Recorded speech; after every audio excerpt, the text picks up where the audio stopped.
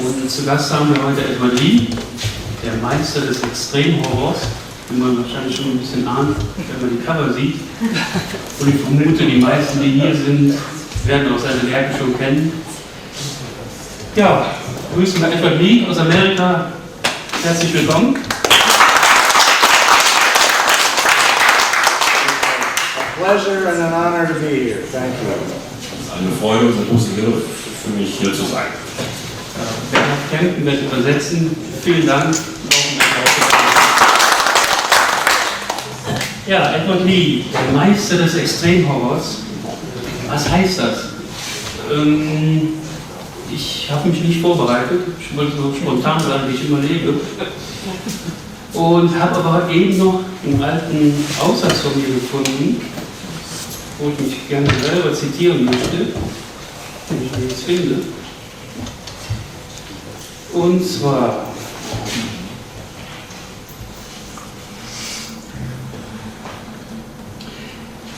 unter anderem habe ich hier geschrieben, unsere Kultur ist brutaler geworden. Wenn wir die Thriller heute sehen, überhaupt die komplette Unterhaltungsliteratur, die Filme, die Spiele, überhaupt die Medien. Unsere Gesellschaft ist immer mehr verroht. Wir brauchen ja nur in die Zeitung zu gucken, und da möchte ich gerne Edward Lee zitieren. Er wird natürlich oft kritisiert, warum er so brutal, so auch sexuell extrem die Schilderungen sind. Und da möchte ich ihn gerne zitieren, und zwar: Perversionen, sexuell motivierte Gewalt, psychische Erkrankungen, das gehört zur traurigen Realität, hat er gesagt. Hier unten in Florida gibt es Idioten, die 12-Jährige vergewaltigen und sie dann lebendig verbrennen. Das ist aus keinem Roman, sondern von der Titelseite der Zeitung. Die Welt ist grausig und krank, aber sie ist auch faszinierend, wenn du sie genauer betrachtest. Da stelle ich jetzt mal die erste Frage: Warum hat Edward Lee sich auf diese Themen, warum konzentriert er sich darauf? Warum schreibt er nicht Liebesroman oder so? Würden sich wahrscheinlich besser verkaufen.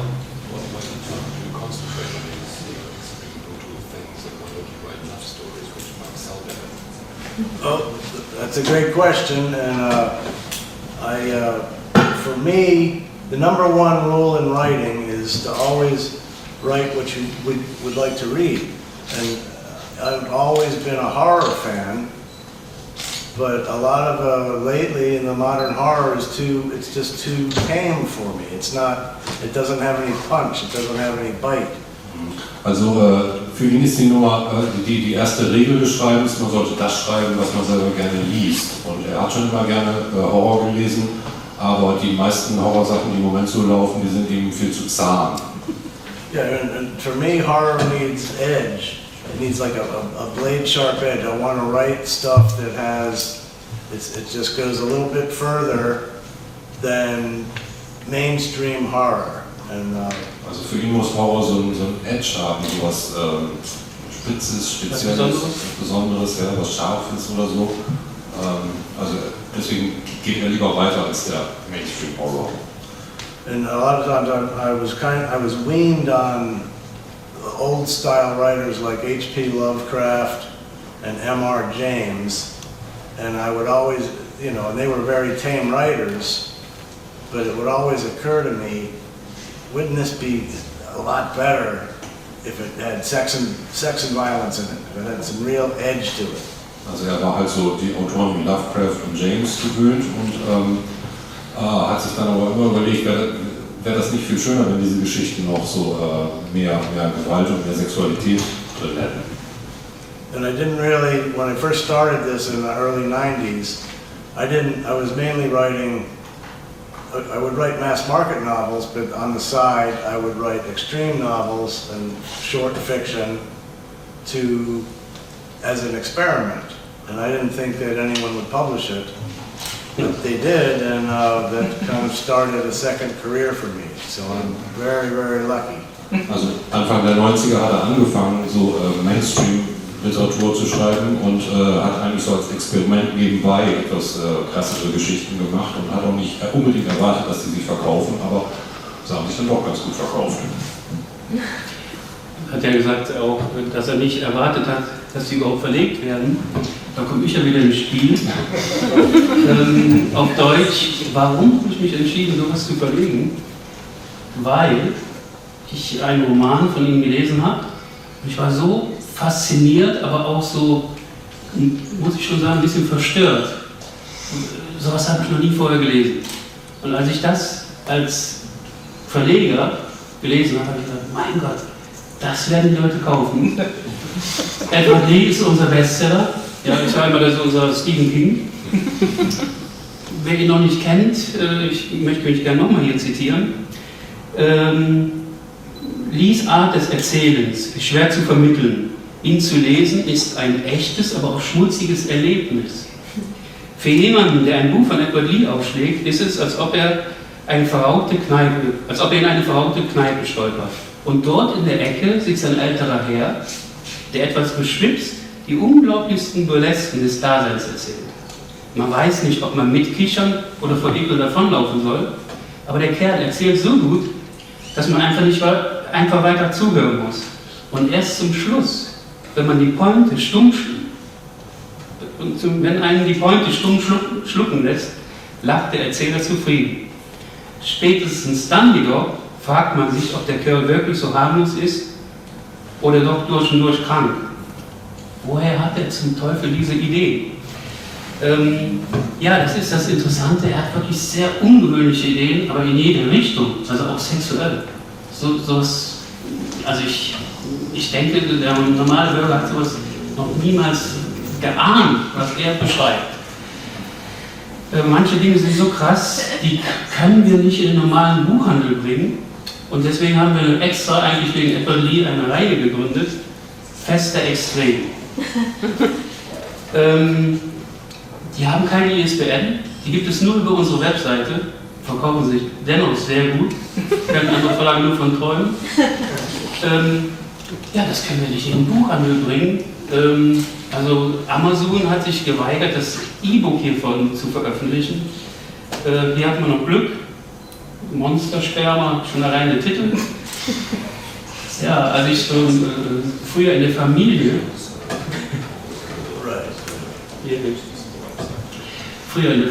wenn so Familienfeste waren, ich fand sowas immer so langweilig. Und da habe ich angefangen, so schmutzige Witze zu erzählen. Da haben die immer gesagt, oh, Frank. Und irgendwie habe ich das Gefühl, ich mache es heute wieder. Ja. Danke an Edward Lee für diese Gelegenheit. Ja, jetzt hat jemand jetzt mal eine Frage? Wir sind platt. So passiert es meistens. Wie machst du denn Werbung für die? Also außer so Facebook oder so? Im Gothic-Magazin.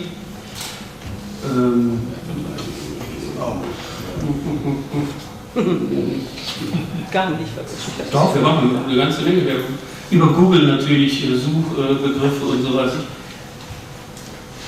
Ja. Facebook eine ganze Menge, klar, Twitter und so. Also Social Media und so weiter. Ja, viele schimpfen auch darüber. Wir werden dann bestimmt, wie könnt ihr sowas machen und so. Und dann weiß ich mache etwas richtig. Wenn die Leute sich aufregen, ja, dann hat es auch Biss, wie er eben sagte, warum er überhaupt schreibt. Ich merke schon, ich rede zu viel und er kommt ja gar nicht zu Wort. Ich will kurz mal einen Klappentext vorlesen, damit die Leute, die das noch nicht kennen, mal eine Vorstellung haben. Also ich möchte betonen, ich bin überrascht, wie gut er schreiben kann. Das sagen sogar die Kritiker, also bei Amazon und so weiter, die die Bücher verreißen. Die sagen dann, wie kann man sowas schreiben, so ein Ekel. Aber Moment mal, irgendwie, der kann aber toll schreiben.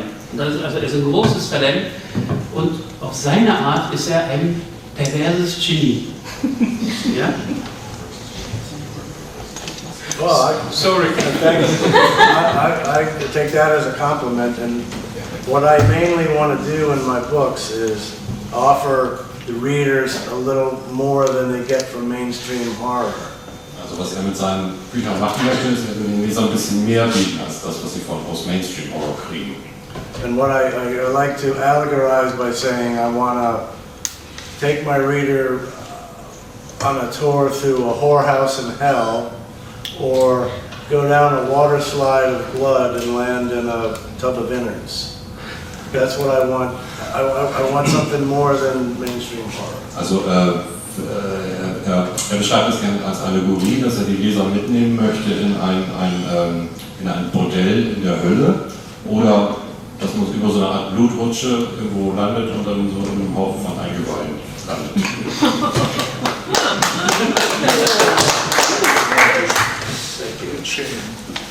Also ich lese mal so einen Klappentext vor, damit man auch mal hört, wie ungewöhnlich die Ideen sind. Also jetzt hier Haus der bösen Lust, im Original The Black Train. Nachdem Justin Collier das Hotel betreten hat, bemerkt er, wie ungeheuer scharf er heute ist. Er kann an nichts anderes denken als an Sex. Aber er irrt sich. Nicht er ist so geil, sondern das Haus. Also eine Geisterhausgeschichte, ganz modern, mit modernen Ideen und mit einer ganzen Prise Sex. Ja, das ist so wirklich sehr ungewöhnlich. Du hast so viele ungewöhnliche Ideen. Kannst du mal vielleicht ein bisschen erklären, wie du auf solche Ideen kommst? Well, I mean, what always has appealed to me most and as a writer is the opportunity to project demented imagery to the reader. Was ihn als Autor am meisten noch fasziniert hat, ist so die Möglichkeit, demented imagery, also ja, verrückte Bilder, also so abartige Bilder den Lesern zu vermitteln. Demented visuality, I don't know what that word, but usually, like for instance, this book here is I like traditional plots in which that's a haunted house novel, but I try to build a new kind of house on the old foundation. Also er mag gerne so traditionelle Handlungsmuster, wie zum Beispiel das Geisterhaus, aber dann möchte er gerne ganz neue Aspekte reinbringen. And in this book, for instance, the house isn't so much haunted by ghosts, but by perverse sexuality or pathological sexuality. Also das Haus ist sozusagen nicht von Geistern besessen, sondern von einer pathologischen Sexualität. And I'm trying to think, what's my... This book here, for instance, is it's just it's a monster story. Es ist eigentlich nur eine Monster-Story hier. But my monsters here are very different, and they're highly sexualized, gross out, you know, grabs the reader by the hair and pushes their face in the carnality. Ja, also seine Monster sind halt sehr sexuell motiviert und packen den Leser und drücken sein Gesicht in die Fleischeslust. More than anything else, fiction should be entertaining. It should be fun, and for this readership, I want to entertain like that. I want to put the reader up to his or her neck in blood and guts and whatever. That, to me, that's entertainment. Also Literatur sollte Spaß machen und unterhalten, und er möchte den Leser halt bis zum Hals in Blut eintauchen sozusagen. Das ist seine Vorstellung von guter Unterhaltung. Edward Lee war in Deutschland zur Armeezeit. Wann warst du in Deutschland? 1978. 1968? 78. Oh, sorry. Ja. Und danach ist er nach Amerika gegangen und war eine Zeit lang, hat er gearbeitet als Nachtwächter, und dann war er bei der Polizei, bevor er dann angefangen hat, Schriftsteller zu werden. Du warst kurz Officer bei der Polizei, und das spiegelt sich auch in vielen Werken wieder. Also vieles ist ja Horror, aber er hat viele Thriller- und Krimi-Elemente auch in seinen Romanen. Erzähl doch mal ein bisschen, wie das war so als Polizist. Well, first of all, I was a terrible policeman. Er war ziemlich schlechter Polizist. But it was a great training ground for me because I got to see a lot of real life things. I got to see dead bodies. I got to see, I witnessed an autopsy, and I almost passed out. Also er hat dadurch viel gelernt. Er hat zum Beispiel Leichen mal gesehen und dann auch in der Autopsie und ist dabei auch mal ohnmächtig geworden. Yeah, I got to go to the morgue. I got all kinds of things like that are great experiences for a writer. Ja, also er war oft im Leichenschauhaus und das ist eine großartige Erfahrung für einen Schriftsteller. And then in many of my books, there's often a police procedural element that was influenced by my short-lived police career. Also in vielen seiner Bücher spielt dann auch die Polizei eine Rolle und das ist natürlich von seinen Erfahrungen geprägt.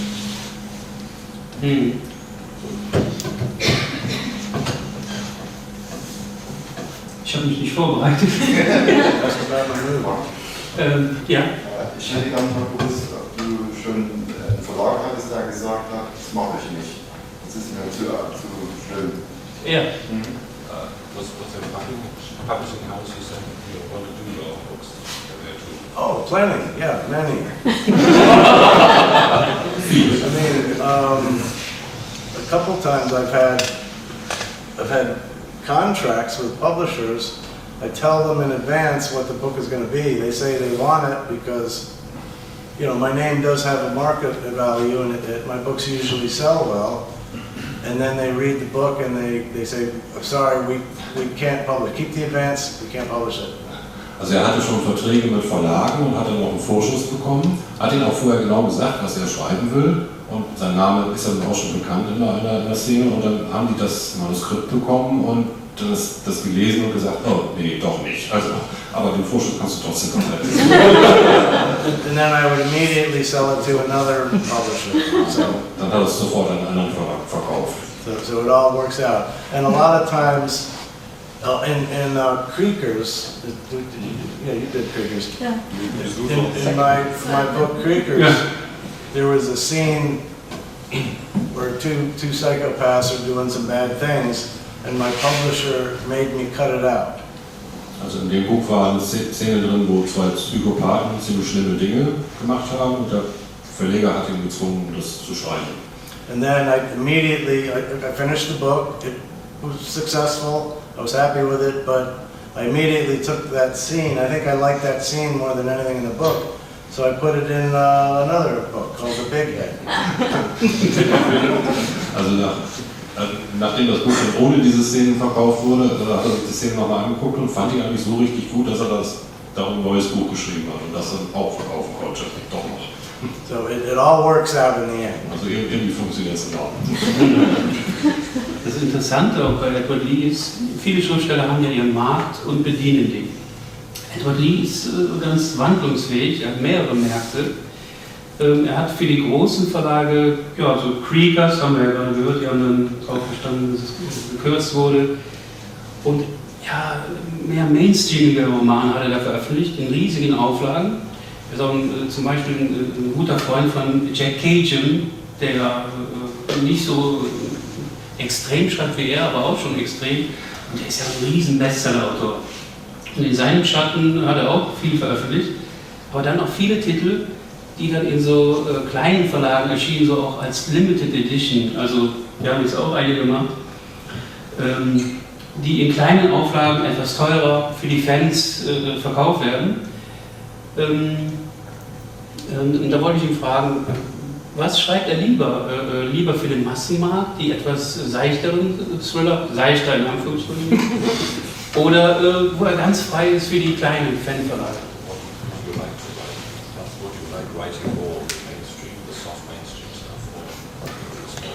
Well, no, I mean, at a time in my career, I liked doing both, and I had ideas for both. Also im Laufe seiner Karriere hat es ihm Spaß gemacht, beides zu machen und er hat auch immer Ideen für beides. And then over the past 5 years or so, mass market, in America at least, mass market paperback fiction has changed very rapidly because of the digital age and Kindle. Also in Amerika hat sich in den letzten 5 Jahren der der Massenmarkt für Bücher radikal geändert wegen E-Books und Kindle und so weiter. So now it's like, I just enjoy writing hardcore, extreme horror more than mainstream horror because there's not enough of what I do, and there's plenty of mainstream horror that's still coming out. Also jetzt schreibt er eben lieber diesen Extremhorror, weil es davon auch noch nicht so viel gibt, weil die Mainstream-Sachen eben so weit verbreitet sind, ja.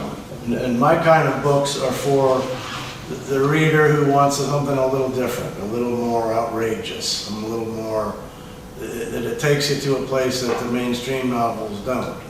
And mainstream novels are great. I was weaned on them. That's not what I want to do. I want to take the reader to a place farther away. Also er möchte die Leser im Grunde weiter, er möchte ein Stück weitergehen und extreme Sachen schreiben. Das macht ihm aber mehr Spaß und das läuft auch ganz gut. Ja, und es läuft so gut, dass er sogar sich die Freiheit nimmt, gar nichts zu schreiben, sondern er hat angefangen zu filmen. Ich vermute, mit einer Handkamera kann er jetzt gleich mal so ein bisschen erklären. Es kommen auch jetzt die ersten Filmangebote. Big Head ist in der Kurzfassung jetzt verfilmt worden. Man hätte geglaubt, das kann man überhaupt nicht verfilmen. Dieses Buch gilt als das verstörendste Buch, was überhaupt je veröffentlicht wurde. Vielleicht deswegen eine Kurzfassung.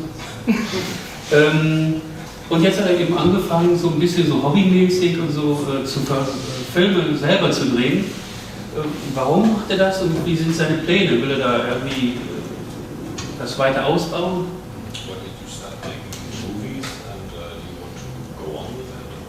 Yeah, I think I've had over 50 books published over the last 30 years, and it's been great. But now I'm not tired of writing. I still plan to write more novels, but I want to Also im Laufe der letzten 30 Jahre hat er 50 Bücher veröffentlicht und will das auch weitermachen und ja. And I want to do new things, and I want to make. I've had two stories made into movies in the past. One's called Better, and the other's called Grub Girl. Zwei Sachen sind schon Filme gemacht worden. Hatte ich vergessen, ja. Yeah, Grub Girl is actually a porn movie, but based on the story, it's kind of interesting. Also das eine ist tatsächlich ein Pornofilm, aber basiert auf einer Geschichte von ihm. And I have several other books optioned for a film, like Family Tradition and Big Head, but I really want to make. There's so much I've written, so many scenes I've written that no one would ever translate some of those scenes into film. Also er hat sehr viele Szenen geschrieben, wo er meint, dass es unmöglich ist, daraus die filmisch umzusetzen. So I'm going to translate them into film. Also wenn er das macht, die filmische Umsetzung. And I actually have a film website if you want to check it out. It's called cityinfernalfilms.com. Ja, das ist die Adresse der Website, wo es seine Filme geht. And that's what I'm doing, making low-budget horror movies. And it's a lot of fun. I don't know what I'm doing, but it's a lot of fun. Also macht mit wenig Geld Horrorfilme und es macht sehr viel Spaß. You know, my theory is, and I could be totally wrong, but my theory is production quality doesn't matter if your content is entertaining and unique. And I guarantee my content will be entertaining and unique. Also er ist der Meinung, Qualität spielt nicht so eine große Rolle, wenn es unterhaltend und einzigartig ist. Und seine Filme sind auf jeden Fall unterhaltsam und einzigartig. The biggest part of the budget is the $100 an hour I have to pay the nude models. Also den größten Teil des Budgets verschlingen die Nacktmodelle, die so $100 pro Stunde ist, ne? Ja? $100, 150 A day or? per hour. Also $100 pro Stunde. Yeah, it's expensive, but it's worth it. So sehr professional. Yeah, they're professional. Most of them are professional. They're webcam actors. They're porn actors. Some are lingerie models. And if they'll take off their clothes, I'll pay them. And I'll dump fake blood on them and whatever, and they're all for it. It's a lot of fun. Also diese Schauspieler sind was war das, Webcam-Models, ja klar. Ich glaube auch Porno-Schauspieler und er engagiert die dann und blockiert die dann mit Blut.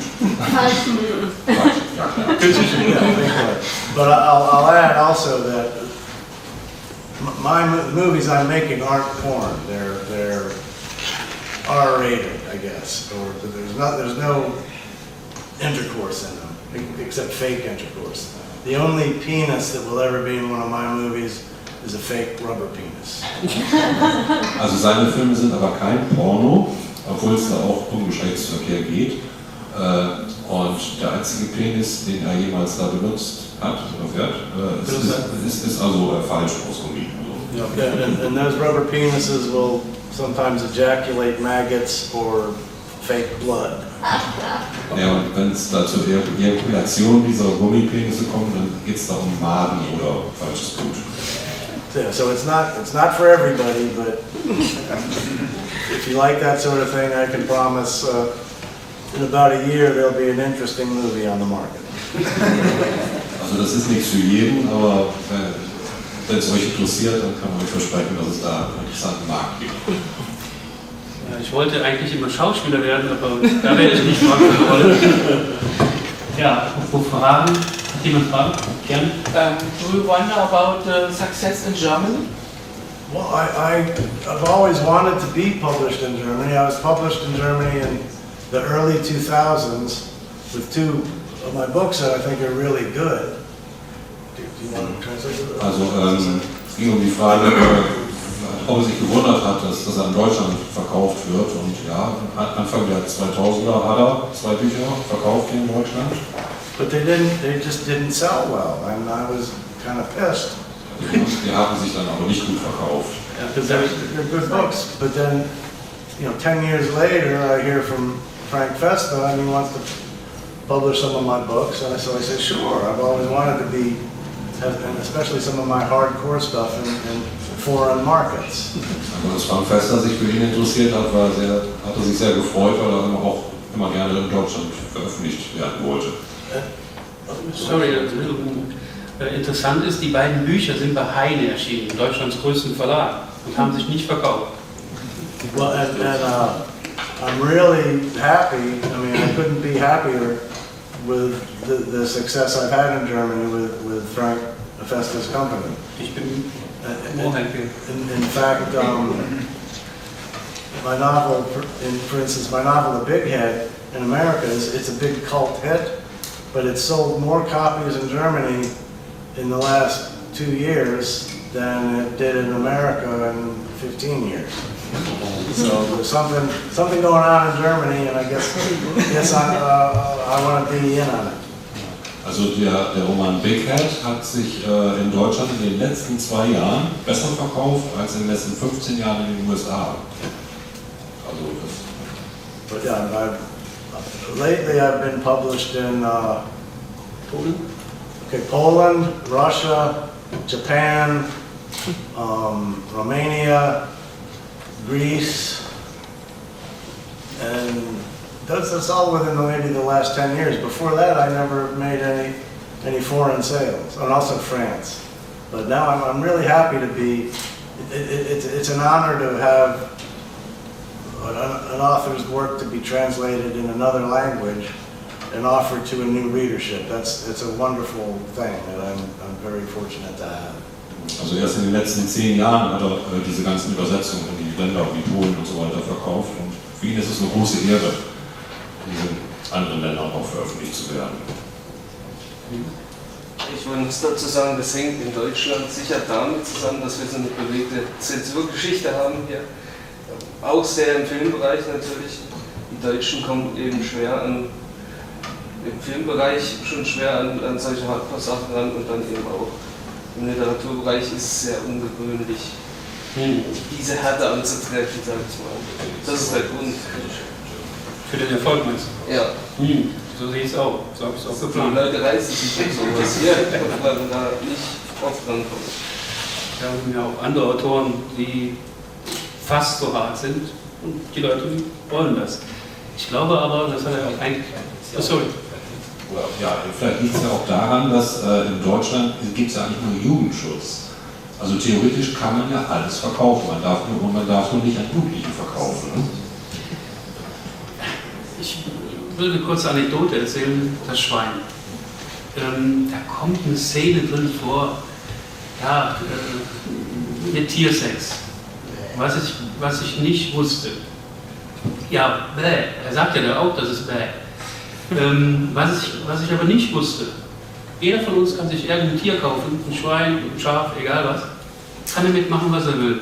Er kann schlachten, er kann auch andere Sachen machen, das ist nicht verboten. Aber nur einen Satz darüber zu schreiben, ist verboten. Das habe ich nicht gewusst und deswegen, es ist nur so ein Nebensatz, ja, also wirklich.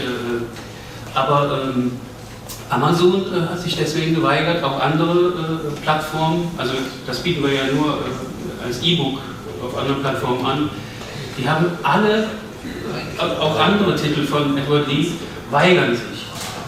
Also wir haben eine Zensur. Ich als Verleger war ich völlig überrascht.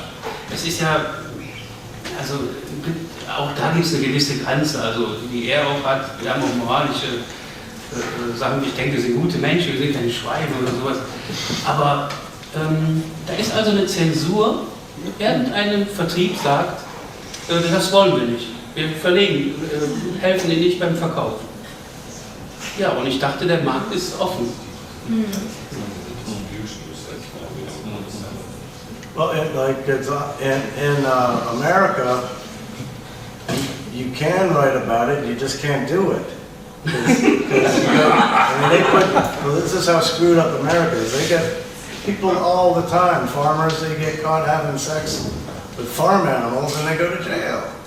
But I can write a comedy about, mob, the mafia and animal porn films, and I don't go to jail. Also in Amerika ist es andersrum, also da werden ständig Leute verhaftet, weil sie Sex mit Tieren haben und so weiter, aber er kann halt eine Comedy über Tierpornos zum Beispiel schreiben, das geht. It's all, it's all, like I said, entertainment. Es ist nur Unterhaltung. You don't get that kind of entertainment on TV. So was sieht man eigentlich im Fernsehen. Weitere Fragen? Ich habe eine Frage zu Story of Iron Road. Wie, haben Sie sich da zusammen an den Tisch gesetzt oder haben Sie das hin und her geschickt? Wie ist das entstanden? Muss ich kurz den Übersetzer auch helfen? Und auch den Leuten erklären, wir haben ein Buch verlegt, da sind, glaube ich, 10 oder 11 Autoren und mit Edward Lee, aufgrund seiner Grundidee, das erste Kapitel hat er geschrieben, haben einen Roman zusammengeschrieben. Wie war die Zusammenarbeit? Wie ging das vor?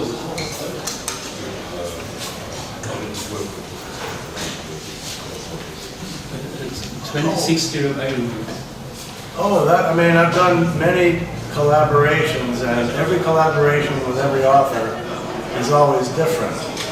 Er hat schon oft mit anderen Autoren zusammengearbeitet und die Art der Zusammenarbeit ist jedes Mal anders. And like this was based on an idea by John Pellin, and then I turned it into a novel. Also das Buch da basiert auf einer Idee von diesem John Pellin und er hat das dann geschrieben. And then there have been times when sometimes, like with Jack Ketchum, we would trade stories that didn't work and then rewrite them, and they would work great. Also mit Jack Ketchum hat das so gemacht, da haben die beiden Geschichten ausgetauscht, die nicht funktioniert haben und haben sie dann nochmal geschrieben oder überarbeitet und dann waren sie richtig gut. And then for the Stirrup Road book was a charity anthology for our friend novelist Tom Piccirilli, who had brain cancer. I'm happy to say he's okay now, but it had 9 authors in it, and I wrote one chapter, somebody else wrote another, and went like that. And then they did it again, and it turned out to be an interesting story. Also das andere Buch, was er gerade erwähnt hat, da haben die wohl kapitelweise weitergeschrieben. Es ging auch darum, Geld zu sammeln für einen Autor, der an Gehirnkrebs Genau. aber dem es wieder gut geht. Und alle Einnahmen, auch die deutschen Honorar, kamen dann dem Tom Piccioli zugute. Jetzt bin ich aber selber überrascht. John Palin hatte nur die Grundidee und du hast das Buch komplett geschrieben. Was it complex? I wrote, well, I mean, he wrote some of it, and then another book called Goon I wrote, and it was terrible, and then he rewrote the whole thing, and it sold great. So ultimately, every collaboration is different, and you have to, like, the important thing is to not get mad at the other guy when he changes your stuff. That's just the way it is. So. Also mit dem John Palin, der hat tatsächlich ein bisschen was geschrieben an dem Buch, aber der Hauptteil ist von Edward. Und es ist immer anders zusammen mit Kollaboration. Ist jedes Mal anders.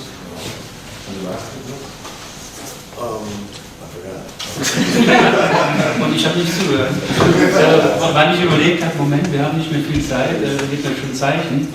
Also wer noch eine Frage hat, vielleicht noch eine schnelle Frage. Okay, dann würde ich sagen, machen wir die Verlosung jetzt. Also ihr könnt 3 Bücher gewinnen und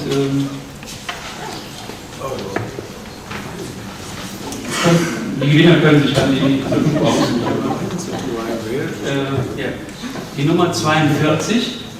Aha. Du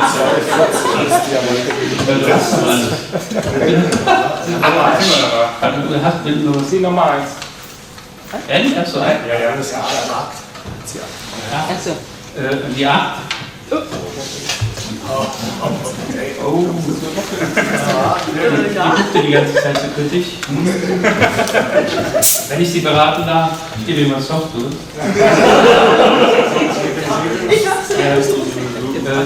Die Nummer 77 noch. Oh, schön. No, only 3.